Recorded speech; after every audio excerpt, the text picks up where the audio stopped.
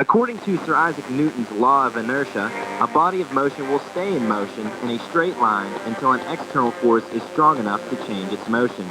So far in the 2000 season, the Bethany Bison's straight line has been to the top. Now ranked in the top 25 in the country, this 4-0 team is rolling over opponents with the top rushing game in the President's Athletic Conference as they average almost 300 yards a game. Led by Brandon Isbell, Bethany's motion is headed in the direction for their first conference championship. But every motion can be changed by a strong enough force. That force is the Waynesburg College defense. Coming off an upset victory against Ohio Wesleyan, the Yellow Jacket defense held Averett College to 61 yards on 58 plays. Led by linebackers Rob Connolly, Justin Alio, and Dave Moncrief, this squad is making their own run at changing the tide of the PAC. Who is stronger, the motion or the force? Find out next. It's the PAC opener, Waynesburg College versus Bethany College on the Waynesburg College Sports Network. Welcome to John F. Wiley Stadium for the opening day of President's Athletic Conference play as the Waynesburg College Yellow Jackets host the Bethany Bison. I'm Randy Gore alongside is David Ader. Waynesburg coming into today's game with a record of 3-1, winning 3 straight. Their last victory over Averett College, and a big part of their last 3 victories, Dave, has been a rock-solid defense. Randy, as you said, the defense is rock solid in the last couple of weeks, especially last week against Averett College, holding Averett to only totally 61 yards on the offensive side of the ball.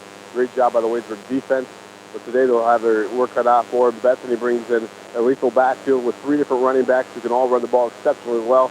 That's going to be an interesting insight to today's game, Randy. Bethany also coming into this game on a roll, coming in with a record of 4-0, ranked 22nd in the nation, and also owning the 4th-ranked defense in Division III football. Now, Bethany will be the first team that Waynesburg plays this season in their PAC schedule. Now let's go to John DeBruzzo with a more in-depth look at the rest of the teams in the President's Athletic Conference.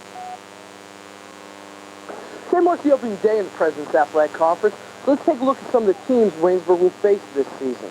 First on the schedule, the Bison of Bethany College. Bethany coming in with 4 wins, ranked 22nd in the nation.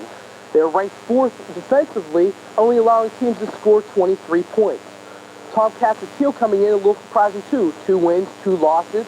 Last season, of course, they won the first 3 games, but dropped their last 7. They bring back an experienced offense, and the most experienced player probably is their quarterback, T.J. Wiley, who threw for over 1,000 yards. Grove City brings back probably the biggest name in the conference. That is their fullback, R.J. Bowers. Bowers coming in the season looking to break the NCAA career rushing record in all divisions. Coming into the season, he only needed a little over 1,300 yards. Today against Teal, he only needs 16 to become the all-time leading rusher in Division III football. The Presidents of W&J come in as the defending champs in the PAC. They fell in the NCAA playoffs last season, but bring back an experienced team that should make a major impact in the conference. Of course, their experienced players coming from quarterback Brian Dawson and their receivers Ryan Silvis and Dave Armitage. Westminster, the Titans, begin their first season in the PAC. The Division II team comes into Division III football for the first time. They will be unable to win the conference until 2002-2003 academic year.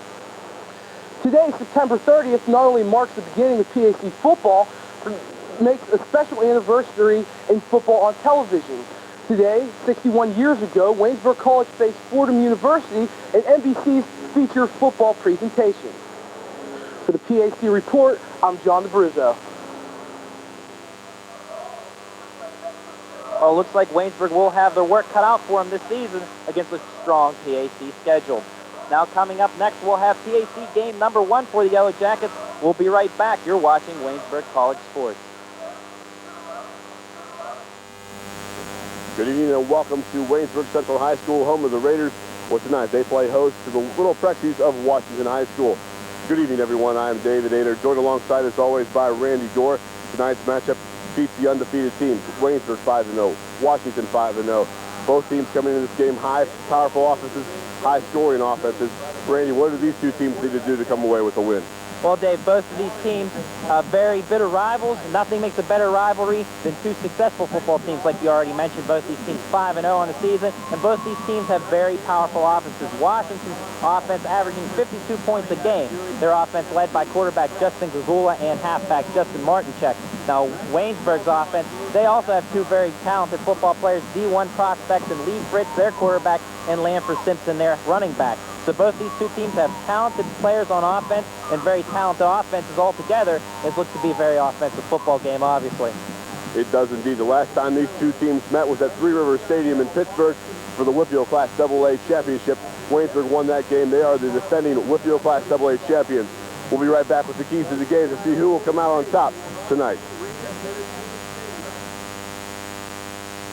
Come visit our new communication facilities here at Waynesburg College. You can broadcast to Waynesburg and the world as early as your freshman year. We're designing the student newspaper. We televise high school and college sports. Ready, camera 2? We write, produce, and direct our own newscast. Take 2, key talent. Make connections at Waynesburg College, celebrating more than 150 years of faith, learning, and serving.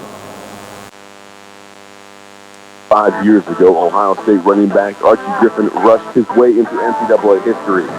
Griffin established a record of 31 consecutive games, gaining 100 yards or more. This record has stood for almost a quarter of a century, but now his record may fall. Last week, in a President's Athletic Conference game against Washington and Jefferson, R.J. Bowers rushed for over 100 yards for the 31st consecutive time. The Grove City running back tied Griffin's record, and this week looks to replace him in the record book. But Bowers faces a potential problem. That problem, the Waynesburg College defense. The Yellow Jacket defense has punished their first two PAC opponents. Against them, Bethany and Field managed only 9 combined points. The Jacket defense has only allowed 17 points in their last 3 games. Rob Connolly, Justin Folk, David Moncrief, Justin Alio, Tyler White, and Paul Berg are just some of the names punishing offenses throughout the season. They look to create a hazard for R.J. Bowers and the Wolverine offense. The Grove City Wolverines meet the Waynesburg College Yellow Jackets next on the Waynesburg College Sports Network.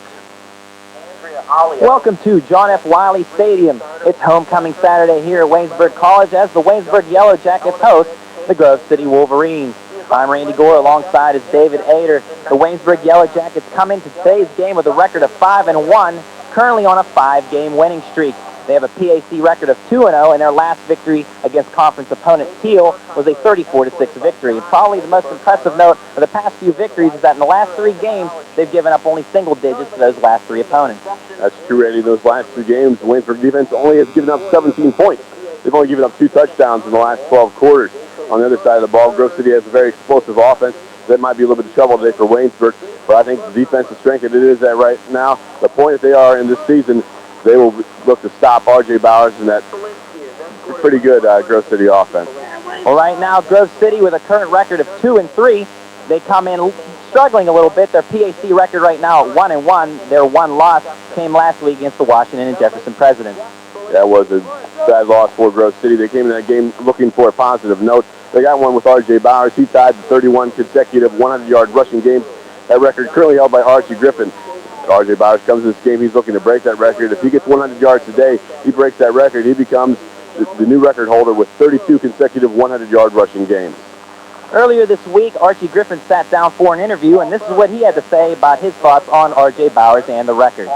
Well, he's probably just thinking, I'm going to go out there and play my normal game. And you know, if it happens, it happens. But he probably won't realize how important it is and how nice a record that is, and probably till after this season is over. But I'm sure the young man who already has 31 and going for 32, I'm sure RJ is thinking, I'm just going to go out there and play my normal game. I've done it 31 times now. This is the 32nd time, and I'm just going to give it my best shot. With talented players such as R.J. Bowers, today's game looks to be a very intriguing matchup. Coming up, we'll have more insight on today's game. You're watching Waynesburg College football.